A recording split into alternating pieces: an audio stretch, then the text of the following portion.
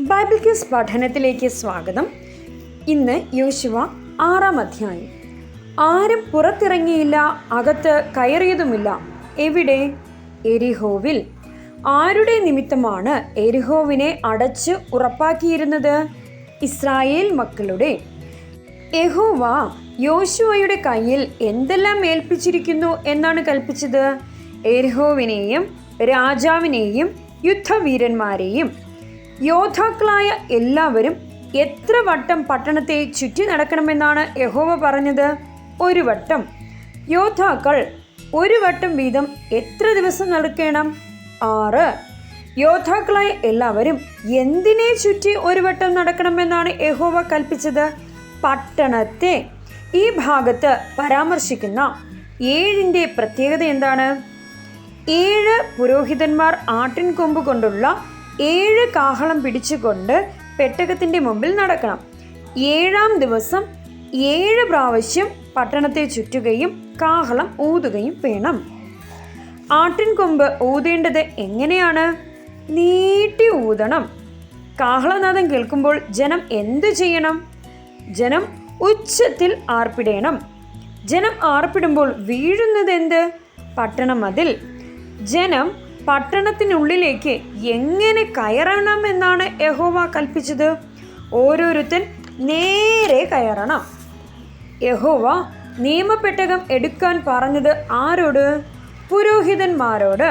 യഹോവയുടെ പെട്ടകത്തിൻ്റെ മുമ്പിൽ നടക്കുവാൻ യോശുവ പറഞ്ഞത് ആരോടെല്ലാം? കാഹളം പിടിച്ച 7 പുരോഹിതന്മാർ, ആയുധപാണികൾ. 7 പുരോഹിതന്മാർ ആരുടെ മുമ്പിൽ നടന്നു കാഹളം ഊതി? യഹോവയുടെ. ഇസ്രായേൽ മക്കൾ പട്ടണം ചുറ്റി നടന്ന ക്രമം എങ്ങനെയായിരുന്നു? 1 ആയുധപാണികൾ, 2 കാഹളമൂതി നടന്ന 7 പുരോഹിതർ, 3 പെട്ടകം, 4 ശേഷമുള്ള കൂട്ടം. പട്ടണത്തെ 1 പ്രാവശ്യം ചുറ്റി നടന്ന ശേഷം ജനം എവിടെ പാർത്തു? പാളയത്തിൽ. 7-ാം ദിവസം ജനം എഴുന്നേറ്റത് എപ്പോൾ? അതികാലത്ത് അരുണോദയത്തിങ്കൽ. ജനത്തോട് ആർപ്പിടുവിൻ എന്ന് പറഞ്ഞതാര്? യോശുവ. ജനത്തോട് ആർപ്പിടുവിൻ എന്ന് യോശുവ പറഞ്ഞത് എപ്പോൾ? 7-ാം പ്രാവശ്യം പുരോഹിതന്മാർ കാഹളം ഊതിയപ്പോൾ. ഈ പട്ടണവും അതിലുള്ളതൊക്കെയും എന്തായിരിക്കുന്നു എന്നാണ് യോശുവ പറഞ്ഞത്? യഹോവയ്ക്ക് ശപഥാർപ്പിതം. ശപഥാർപ്പിതത്തിൽ നിന്നും ഒഴിവുള്ളത് ആരായിരുന്നു? രാഹാബും അവളോടുകൂടെ വീട്ടിലുള്ള എല്ലാവരും. ശപഥാർപ്പിതം എടുത്താൽ ഇസ്രായേൽ പാളയത്തിന് എന്തു വരും? ശാപവും അനർത്ഥവും. എന്ത് തൊടാതിരിപ്പാൻ സൂക്ഷിച്ചു കൊള്ളുവാനാണ് യോശുവ പറഞ്ഞത്? ശപഥാർപ്പിത വസ്തു 1. യഹോവയ്ക്ക് വിശുദ്ധമായത് എന്ത്? വെള്ളി, പൊന്ന്, ചെമ്പും ഇരുമ്പും കൊണ്ടുള്ള പാത്രങ്ങൾ. ശപഥാർപ്പിത വസ്തു എവിടെ ചേരണം? യഹോവയുടെ ഭണ്ഡാരത്തിൽ. ജനം കാഹളനാദം കേട്ട് അത്യുച്ചത്തിൽ ആർപ്പിട്ടപ്പോൾ വീണതെന്ത്? മതിൽ. രാഹബിനെയും അവൾക്കുള്ള എല്ലാറ്റിനെയും പുറത്തു കൊണ്ടുവരുവാൻ യോശുവ അയച്ചത് ആരെ? ഒറ്റുനോക്കിയ 2 പുരുഷന്മാരെ. രാഹബിനെയും അവളുടെ അപ്പനെയും അമ്മയെയും സഹോദരന്മാരെയും അവൾക്കുള്ള സകലത്തെയും പുറത്തു കൊണ്ടുവന്നതാര്? ഒറ്റുകാരായിരുന്ന യൗവനക്കാർ. ഇസ്രായേൽ മക്കൾ എരിഹോ പട്ടണത്തെ എന്തു ചെയ്തു? തീ വച്ചു ചുട്ടുകളഞ്ഞു.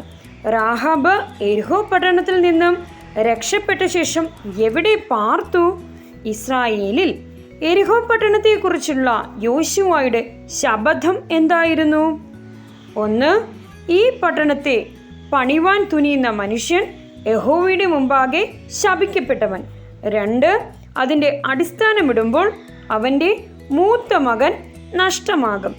3. കതക് തൊടുക്കുമ്പോൾ അവൻ്റെ ഇളയ മകൻ നഷ്ടമാകും. അടുത്ത അധ്യായവുമായി വീണ്ടും കാണാം. Thank you.